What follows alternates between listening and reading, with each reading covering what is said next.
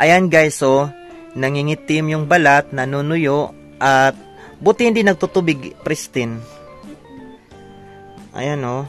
Sa lahat po ng may mabubuting puso, sana po ay matulungan ninyo po ako sa aking sakit.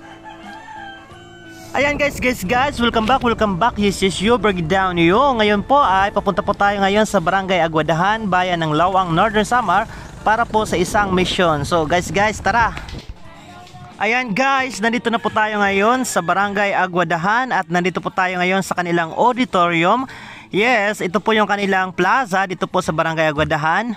At ayan, nandito po yung ating sadya. So tara guys, samahan niyo ako at pupuntan po natin ang isang dalaga dito po sa bahay na ito. Ayan, kinausap natin at humingi tayo ng pahintulot na makita at makausap yung kanilang apo na ating sadya sa hapong ito. Ayan guys, tara guys. At ayan, nagdala nga pala ako dito ng kaunting bigas at groceries galing po sa ating butihing sponsor. So ayan, maraming salamat sa ating sponsor.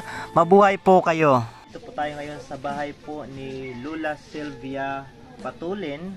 Ayan, siya po si Pristine Patulin Adamero dito po sa Barangay Aguadahan, bayan ng Lawang, Northern Samar. Kailan nag-umpisa yung karamdaman mong ganyan? Okay. Nag-umpisa po yung kanyang kondisyon October. So, maiyan na. Estudyante ka ba, Pristine? Anong grade? Grade 10. Grade 10, saan school? Lawang National Technical School. Okay, sa technical. Nang magkaroon ka ng ganitong kondisyon, natigil ka na ng pag-aaral. Bubuli ka ba sa school? Pinagtatawanan, kinukunsya ng mga klase? Kaya ka nag-decide na tumigil na lang ng pag-aaral. Lola, so bali kayo yung guardian, kayo yung nag-aasikaso kay Pristine. Ayan, si Lulo po ay hindi na rin po makapaglakad dahil na rin po sa katandaan. So, Lula, paano kayo nabubuhay? Ano po yung inyong pang-araw-araw na pangkain, pangailangan? Sino po yung nagbibigay sa inyo ng tulong? Mga anak ninyo. Nakakaawa po yung kondisyon ni Pristine. Actually, may napanood na ako ng ganitong kondisyon sa Jessica So sa KMGS. Ayan guys, so nangingitim yung balat, nanunuyo, at buti hindi nagtutubig, Pristine. Ayan o. Paano, Pristine, yung pagkain mo? Yung gana sa pagkain, nakakakain ka pa rin naman. Sinubukan nyo na po bang patingnan si Pristine sa doktor? Saan? Saan hospital? Dito sa Lawang. Na-confine ka. Mga anong buwan? November. Ano naman yung findings, Pristine, kung maalala mo, ano yung sinabi ng doktor sa condition mo? Infection sa ihi at kulang ng dugo. So bakit ka na nakalabas kung hindi pa naman kung hindi ka pa naman magaling? Check up lang. Yung mga ganitong, guys, yung mga ganitong condition po, nangailangan po ito ng mga espesyalista, mga dermatologist.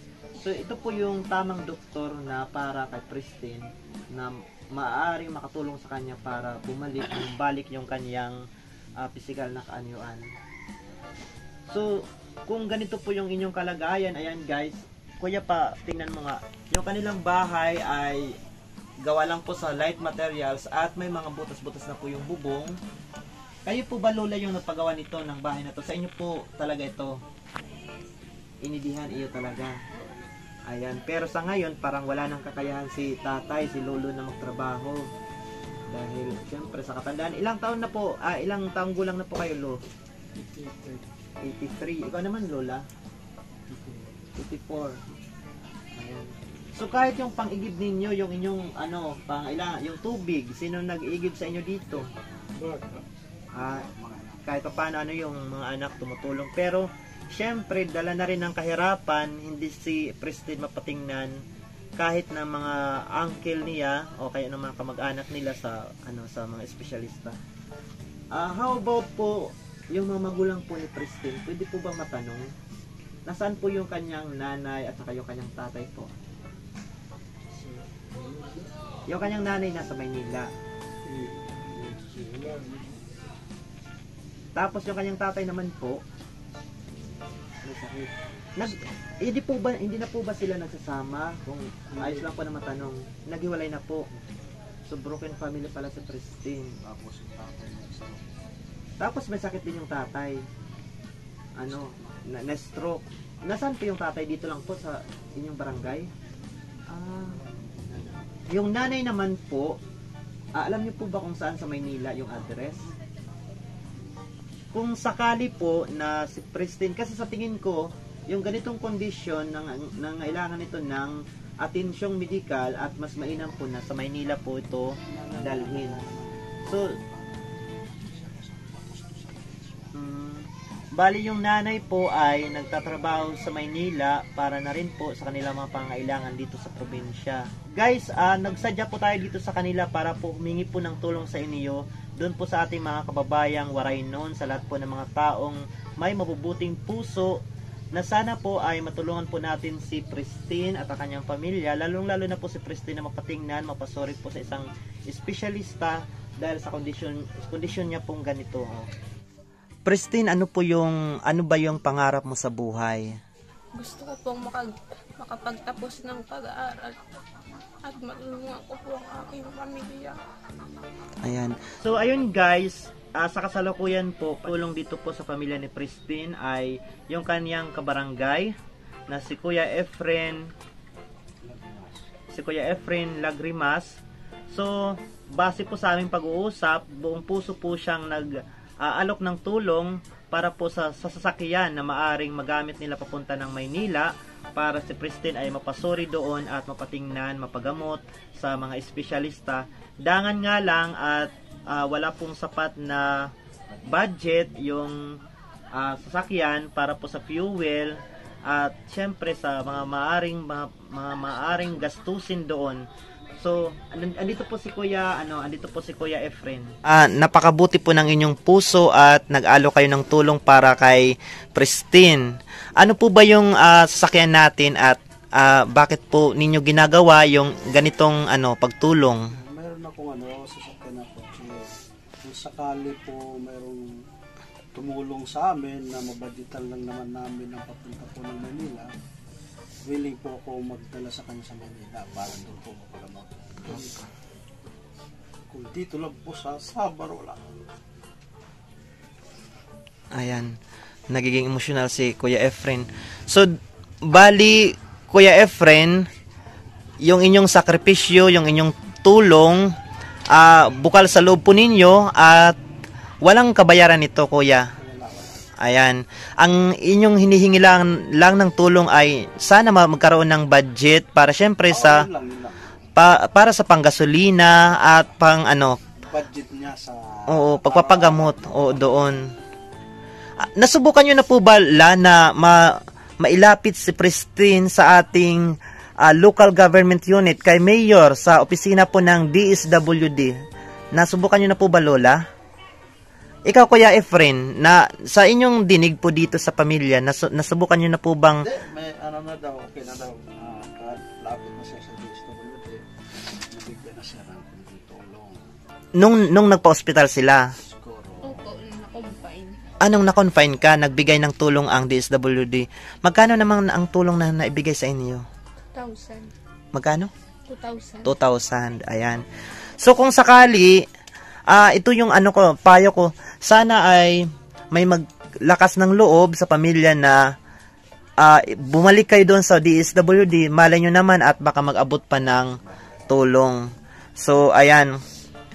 Guys, dala na rin po ng pagmamalasakit ng ating isang kababayan. May nagbigay po sa atin ng pambili ng kaunting regalo para sa pamilya po ni Christine. Ayan, meron po tayo ditong 5 kilong bigas. At itong maliit kaunting groceries. Ayan. Salamat po sa nagbigay at nawa po, sana po ang aking munting panalangin po para kay Christine. Sana ay makahanap tayo ng sponsor doon po sa ating mga kababayan. Sana po katukin ang inyong mga puso na sana po ang ating kababayan, ang ating pong ang munting anghel na ito, ang napakagandang dalagang ito, sana po ay madugtungan natin ang kanyang pangarap na maabot sa pamamagitan ng inyong tulong na sana mapagamot si Pristine sa Maynila.